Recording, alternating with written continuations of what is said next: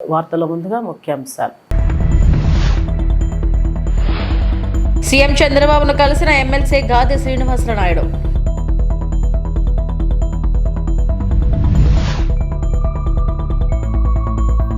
వైఎస్ఆర్సీపీ అధినేత మాజీ ముఖ్యమంత్రి వైఎస్ జగన్మోహన్ రెడ్డి మీడియా సమావేశం.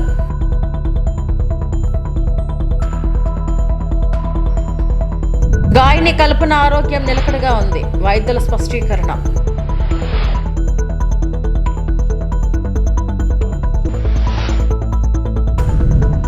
ఏపీ సీఎం చంద్రబాబును ఉత్తరాంధ్ర ఉపాధ్యాయ ఎమ్మెల్సీగా విజయం సాధించిన గాదె శ్రీనివాసనాయుడు మర్యాదపూర్వకంగా కలిశారు. శ్రీనివాసనాయుడును సీఎం అభినందించారు. ఉపాధ్యాయుల సమస్యలను పరిష్కరించడంతో పాటు వారిని గౌరవిస్తామని చంద్రబాబు చెప్పారు. సీఎంకు శ్రీనివాసనాయుడు కృతజ్ఞతలు తెలిపారు. సీఎంను కలిసిన వారిలో బీజేపీ నేత మాజీ ఎమ్మెల్సీ మాధవ్, పీఆర్టీయూ రాష్ట్ర అధ్యక్షుడు మిట్టా కృష్ణయ్య, ఏపీ ఉపాధ్యాయ సంఘం రాష్ట్ర అధ్యక్షుడు బాలాజీ తదితరులు ఉన్నారు.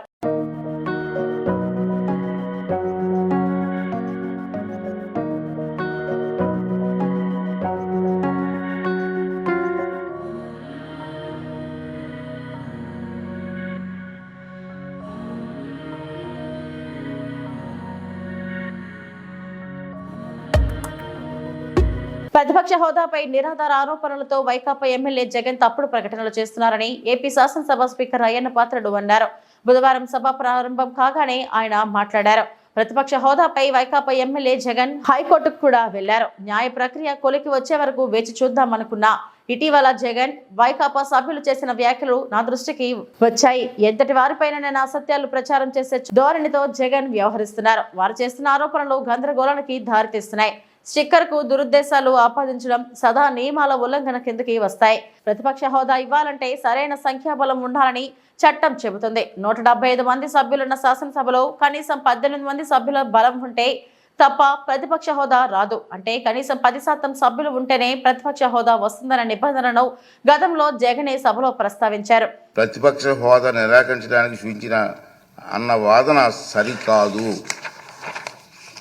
నిజానికి జగన్మోహన్ రెడ్డి వైఎస్ఆర్సీ శాసనసభ పక్ష నాయకుడిగా ఎన్నికైనట్టు 26/6/2024 వరకు మా సచివాలయానికి తెలపలేదు.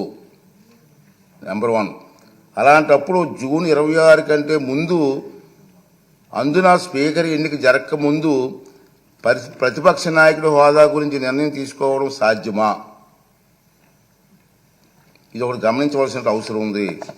ప్రతిపక్ష నాయకుడి హోదా ఎవరైనా అర్హులా కాదా అనేది కేవలం రాజ్యాంగ సూత్రాలు, కోర్టు తీర్పులు, చిరకాల సాంప్రదాయాల ఆధారంగా మాత్రమే నిర్ధారించగలరు. ఆంధ్రప్రదేశ్ వేతనాల పెన్షన్ చెల్లింపు అనర్హతల తొలగింపు చట్టం 1953లో ప్రతిపక్ష నాయకుడి హోదా ప్రస్తావన ఉంది. ఆ చట్టంలో సెక్షన్ 12B ప్రకారం ఎవరైనా ప్రతిపక్ష నాయకుడి హోదా ఇవ్వాలంటే వారు చట్టసభలో సభ్యులే ఉండాలి. 2, వారు ప్రభుత్వ వ్యతిరేక రాజకీయ పార్టీ సభలో నాయకుడై ఉండాలి. ఇది క్లియర్గా ఉంది. 3, ప్రతిపక్షంలో ఉన్న పార్టీకి అత్యధిక సంఖ్యాబలం ఉండాలి. 4, మరీ ముఖ్యంగా ఆ వ్యక్తి సభాపతి ప్రతిపక్ష నాయకుడిగా గుర్తించాలి. ఒకవేళ అత్యధిక సంఖ్యాబలం గల ప్రతిపక్షాలు 1 కన్నా ఎక్కువ ఉంటే పార్టీ హోదాను దృష్టిలో ఉంచుకొని వాటిని ఏదో ఒక పార్టీ నాయకుడిని సభాపతి ప్రతిపక్ష నాయకుడి హోదా కల్పించవచ్చు. ఈ విషయంలో ఏ ఒక్క ప్రతిపక్ష పార్టీకి ఎన్నికల్లో కనీసం 10% సీట్లు రాలేదు. కనుక ఎవరికీ ప్రతిపక్ష నాయకుడిగా గుర్తింపు దక్కలేదు.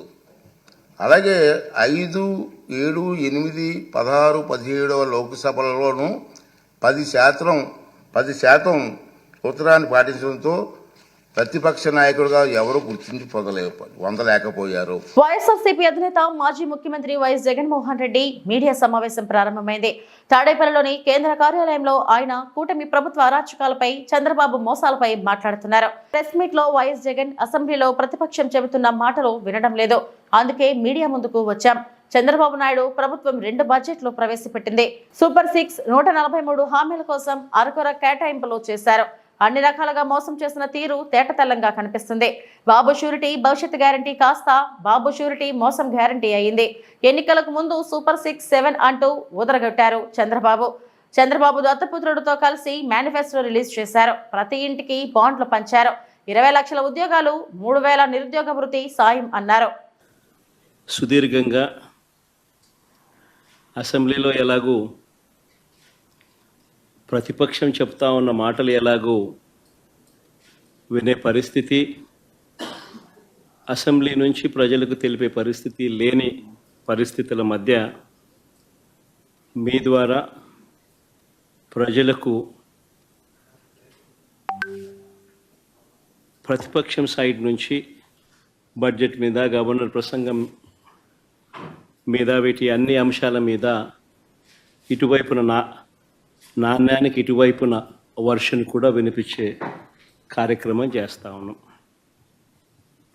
నిజంగా చంద్రబాబు నాయుడు గారి 2 బడ్జెట్లు ఇవాళ చంద్రబాబు నాయుడు ప్రవేశపెట్టిన 28వ తారీఖున తాను ప్రవేశపెట్టిన బడ్జెట్తో 2 బడ్జెట్లు తను ప్రవేశపెట్టినట్లయింది.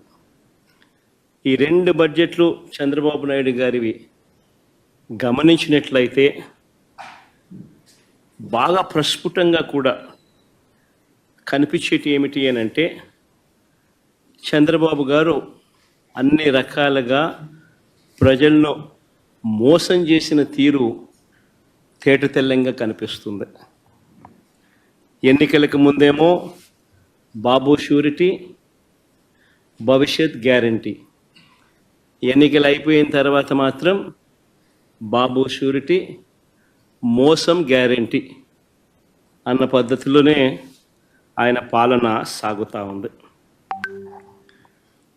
బడ్జెట్ స్పీచ్ అంతా కూడా చూస్తే, బడ్జెట్ కానీ గవర్నర్ ప్రసంగం కానీ ఏది చూసినా కానీ కనిపించేది ఒకటే.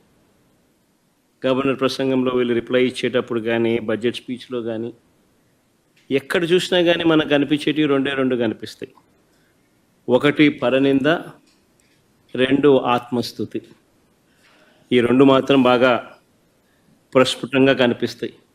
2వ బడ్జెట్ ప్రవేశపెడతా ఉన్నప్పటికీ కూడా ఈ రోజుకి కూడా వాళ్ళ నోట్లో నుంచి వచ్చే మాటలు జగనట్ట, జగనిట్ట, జగనట్ట, జగనట్ట, ఆ పాలన, ఈ పాలన, ఇవే మాటలే వస్తాయి. కానీ ఎన్నికలప్పుడు వాళ్ళు ఇచ్చిన మాటల విషయం ఏమిటి, ఎన్నికలప్పుడు వాళ్ళు ఇచ్చిన హామీల విషయానికి ఏమిటి, వాటికి సంబంధించి ఏం చెప్తున్నారు, ఆ సూపర్ 6, ఆ సూపర్ 7 విషయాలు ఏమిటి, ఆ మేనిఫెస్టోలో మీరు 143 హామీలను ఇచ్చారు, ఆ 143 హామీల పరిస్థితి ఏమిటి అని చెప్పి అడిగితే మాత్రం వాళ్ళ నోట్లలో నుంచి ఏ ఒక్కరి నోట్లో నుంచి కూడా సమాధానాలు కూడా సరిగ్గా రావు. ఏది చెప్పినా అబద్ధం, ఏది చెప్పినా మోసం. ఎన్నికలప్పుడేమో సూపర్ 6 అన్నారు, సూపర్ 7 అన్నారు, ఏకంగా ఒక మేనిఫెస్టో రిలీజ్ చేశారు. ఆయన దత్తపుత్రుడు ఇద్దరు కలిసి రకరకాల పద్ధతుల్లో పోజులు ఇస్తూ జగన్ చెప్పిన దానికన్నా ఎక్కువ చేస్తున్నాము అని చెబుతూ ఎమ్మెల్యే వేముల వీరేశం సైబర్ మోసం నుంచి త్రుటిలో బయటపడ్డారు. ఇటీవల సైబర్ నేరగాళ్లు ఆయనకు నగ్న వీడియో కాల్ చేశారు. దాన్ని స్క్రీన్ రికార్డింగ్ చేసి ఎమ్మెల్యే నెంబర్కు పంపించి బెదిరింపులకు దిగారు. డబ్బులు ఇవ్వకుంటే వీడియోను సోషల్ మీడియాలో పోస్టు చేస్తామంటూ బెదిరించారు. సైబర్ మోసగాల పన్నాగాన్ని పసిగట్టిన ఎమ్మెల్యే వీరేశం వెంటనే నకిరేకల్ పోలీసులకు ఫిర్యాదు చేశారు. ఫిర్యాదు చేసిన అనంతరం వీరేశం మీడియాతో మాట్లాడారు. మీరు అప్రమత్తమై రిప్లై ఇవ్వకుండా ఆ ఫోన్ మాట్లాడాలనేటువంటి ఉద్దేశంతో మీరు మాట్లాడుతూ వారు ఒలవిసిరినటువంటి అంశాలలో మీరు తెలిసో తెలియకో అందులోకి వెళ్ళి బాధపడకుండా, డబ్బులు పోగొట్టుకోకుండా అప్రమత్తంగా ఉంటూ సంబంధించినటువంటి మీ ఏరియాలో ఉండేటువంటి పోలీసు వాళ్లకు రిపోర్ట్ చేయాలని చెప్పేసి నేను విజ్ఞప్తిస్తాను. రాత్రి నాకు ఫోన్ కాల్ వచ్చి తర్వాత మెసేజ్ వచ్చిన తర్వాత నేను స్థానిక సిఐ గారికి ఈ నెంబర్ని ఫార్వర్డ్ చేసి ఇది ఎవరిది, ఎక్కడి నుంచి వస్తుంది, దీని వెనకాల ఉన్న ఉద్దేశాలు ఏంటి అనేటువంటిది నేను కనుక్కున్న తర్వాత ఇది మధ్యప్రదేశ్ నుంచి వస్తుంది, ఇది సైబర్ నేరగాళ్ల పని అని చెప్పినప్పుడు దీన్ని పాయింట్అవుట్ చేయాలి. నాకే కాదు ఎంతమందికి వస్తుందో చాలామంది బయటికి చెప్పుకోలేకపోవచ్చు. చాలామంది సైబర్ నేరగాళ్ల బారిన పడి తన కుటుంబాన్ని ఆర్థిక స్థితిని నాశనం చేసుకునేటువంటి ఒక పరిస్థితి ఉంటుంది కాబట్టి దీని నుంచి అవగాహన ఎట్లా ఉండాలనేటువంటి దానికోసమే మేము కాంప్లైంట్ చేయడం జరిగింది. నియోజకవర్గంలో కానీ జిల్లాలో కానీ రాష్ట్రంలో కానీ ఎవరికి సైబర్ నేరగాళ్ళ నుంచి ఇట్లాంటి ఫోన్లు వచ్చినా ఇట్లాంటి వీడియో కాల్స్ వచ్చినా అటెండ్ చేయొద్దు. అనుమానాస్పదమైనటువంటి కాల్ అయితే పోలీసు వాళ్లకు రిపోర్ట్ చేయాలని చెప్పేసి నేను విజ్ఞప్తి చేస్తున్నా. మా ప్రభుత్వం గౌరవ ముఖ్యమంత్రి రేవంత్ రెడ్డి గారి నాయకత్వంలో సైబర్ నేరాలని అరికట్టేటువంటి దాంట్లో చాలా కఠినంగా ఉన్నారు. చాలా కఠినమైనటువంటి పద్ధతుల్లో నిర్ణయాలు ఉన్నాయి. ఎవరు ఎంత పెద్దవాళ్ళైనా ఈ సైబర్ నేరాలకు పాల్పడేటువంటి వాళ్ళు ఎక్కడ దాగునా తీసుకొచ్చేసి చట్టపరంగా శిక్షించేటువంటి కార్యక్రమం తెలంగాణ ప్రభుత్వం చేస్తుంది. తెలంగాణ ప్రభుత్వం ఆ కార్యక్రమం చేయటమే కాకుండా అవేర్నెస్ తీసుకొచ్చి ఎడ్యుకేట్ చేసి చైతన్యం కల్పించి సైబర్ నేరాలకు సంబంధించినటువంటి ఎక్కడ ఉత్పన్నమైన స్వేచ్ఛగా పోలీసు వాళ్ళకి కంప్లైంట్ చేసేటువంటి ఒక చైతన్యాన్ని కూడా ప్రభుత్వం ఇస్తుంది. ఆ చైతన్యంతోనే నేను ఈరోజు కంప్లైంట్ చేసినని చెప్పేసి గర్వంగా చెప్తాను. అపస్మారక స్థితిలో మంగళవారం రాత్రి కేపీహెచ్పీలోని హోలిస్టిక్ ఆసుపత్రిలో చేరిన గాయని కల్పనకు చికిత్స కొనసాగుతుంది. ఆమె ఆరోగ్య పరిస్థితి నిలకడగా ఉన్నట్లు ఆసుపత్రి వైద్యులు తెలిపారు. ఈ మేరకు ఆమె ఆరోగ్య పరిస్థితిపై హెల్త్ బులెటిన్ విడుదల చేశారు. ఆమె ఊపిరితిత్తుల్లో నీరు చేరడంతో వెంటిలేటర్ పై చికిత్స అందిస్తున్నట్లు తెలిపారు. I'm Kalpana Raghavendra and Prasad Prabhakar's daughter. No issues. She's perfectly fine and happy and healthy now. My mama, she's a singer. She's doing her LLB and also doing her PhD. So, Danvalla, she has insomnia.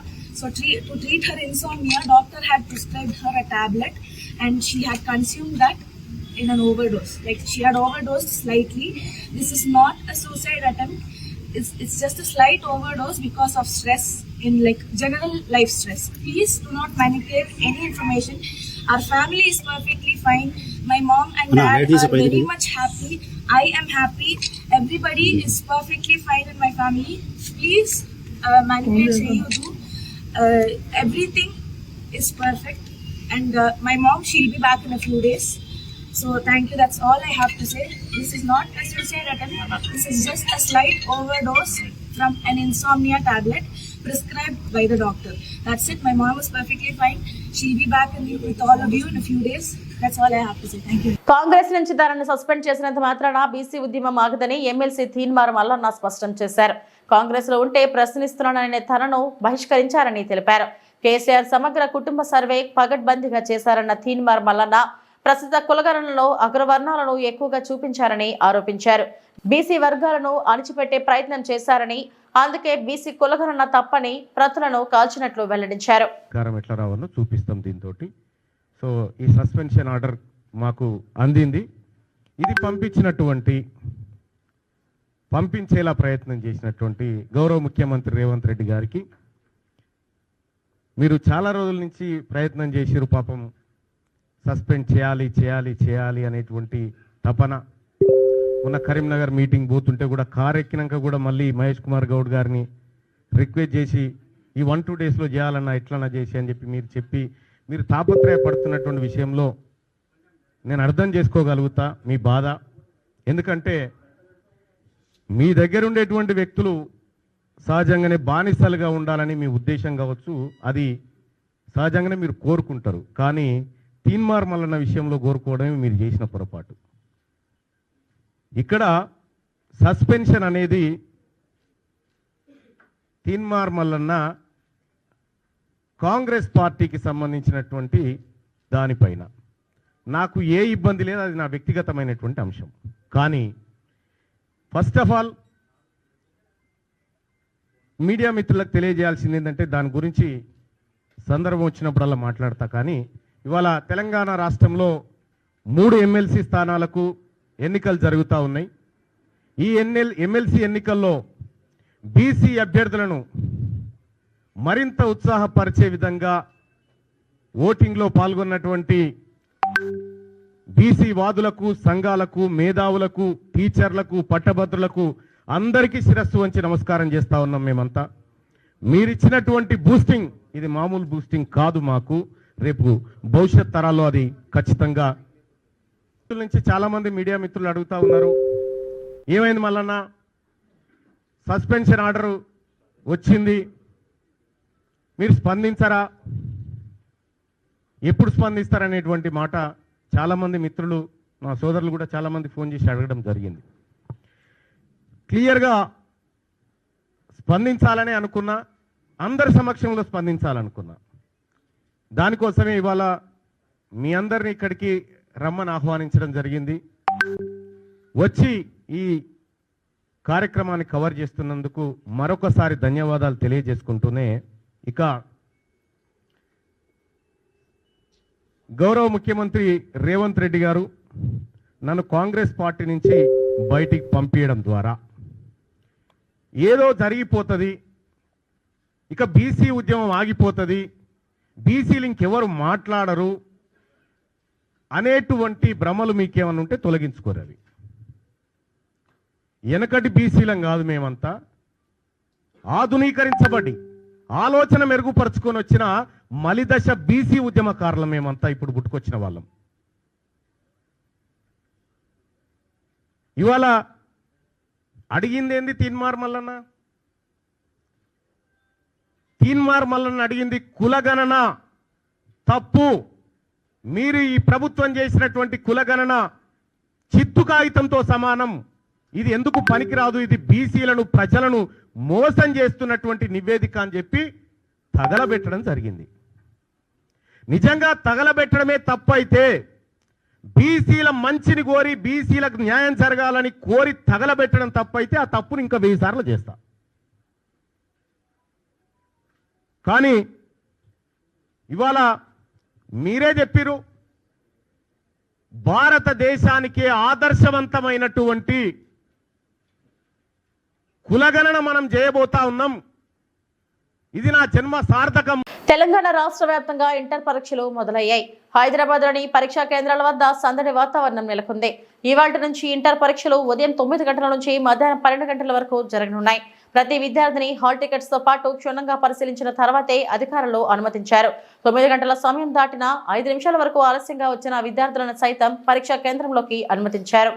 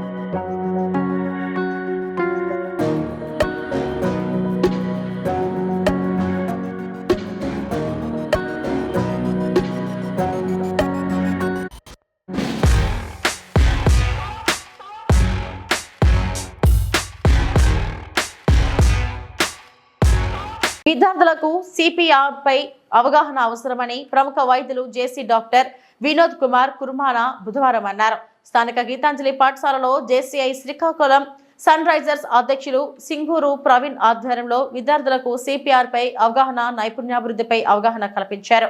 Doctor Vinod మాట్లాడుతూ ఈ కార్యక్రమం ద్వారా CPR ప్రాముఖ్యతను తెలియజేసి ప్రాణాపాయ పరిస్థితుల్లో ఎలా స్పందించాలి అనే అంశాలపై అవగాహన కల్పించగలిగామని, ఆగిన గుండెకు మళ్లీ జీవం పోసే ఒక ప్రక్రియ అని తెలియజేస్తూ సిపిఆర్ చేసే విధానాన్ని వివరించారు. ఈ కార్యక్రమంలో పాఠశాల విద్యార్థులు, ఉపాధ్యాయులు, chartered president JC Doosi Santosh, secretary JC Sudarshan తదితరులు హాజరయ్యారు.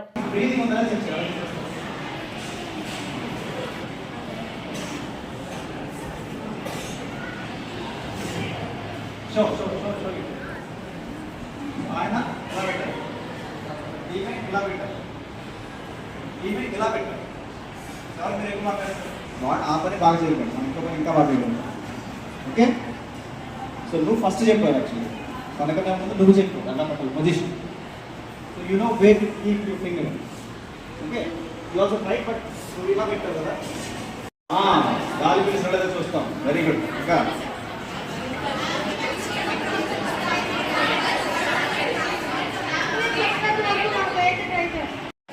can you ఇలాంటి లోపల పడితే హౌస్ అన్నీ మళ్ళీ పోతుంది ఎలా కంట్రోల్ చేస్తాం హెల్త్ అథారిటీ 108 కానీ నియర్ బై హాస్పిటల్ కానీ కాల్ చేయమని చెప్పాలి. That is called activation of medical response team and emergency response team. 911 సినిమాలు చూస్తారు కదా, హాలీవుడ్ సినిమా ప్లస్ 911 మరి ఎమర్జెన్సీ. ఇక్కడ మనకి హెల్త్ ఎమర్జెన్సీకి డైల్ 108. ఓకే, ఇది ఇలా పెట్టారు. ఎవరు మీరు ఎక్కువ పెట్టారు? ఓకే, ఇప్పుడు ఎక్కువ వచ్చినాయి స్మాల్ థింగ్స్. అందరూ బ్రీదింగే చెక్ చేస్తారు. సో నా సెన్సిటివ్ అడగాలంటే లార్జర్ ఏరియాస్ అంటే వాడాలి. మిస్ అయిపోవచ్చు. ఫీవర్ బ్రెత్ ఉంది, చిన్న బ్రెత్ ఉంది, ఫిగర్ పెట్టాం సరిగ్గా కుదిరి పెట్టలేదు, బట్ టీచింగ్ బ్రెత్ పిలుస్తాను కాదు, మిస్ అయిపోతాం కదా. ఫ్రెండ్ అయితే మిస్ అయ్యే ఛాన్స్ లేదు. Latest won't lose any chance. They will grab all the chances. Okay, Anakapalli జిల్లా చోడవరం నియోజకవర్గం బుచ్చేపేట మండలం వడ్డాది గ్రామంలో కుబిరెడ్డి ప్రకాష్ రైతు పాకలకు వరి కుప్పలు గుర్తు తెలియని దుండగులు నిప్పు అంటించగా రైతుకి చెందిన 3 పాకలు 2 వరి కుప్పలు 40 బస్తాల ధాన్యం దగ్ధమైంది. ఈ ఘటన గత రాత్రి సుమారు 2 గంటల ప్రాంతంలో జరిగి ఉంటుందని భావిస్తున్నారు. స్థానికుల సమాచారం మేరకు ఘటనా స్థలానికి చేరుకున్న చోడవరం అగ్నిమాపక సిబ్బంది వరి కుప్పల మంటలను అదుపు చేసే ప్రయత్నం చేస్తున్నారు. సుమారు 3 లక్షల ఆస్తి నష్టం సంభవించి ఉంటుందని అంచనా వేస్తున్నారు.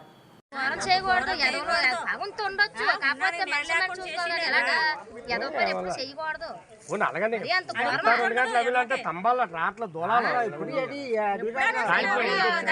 ఇలా జరగలేదు.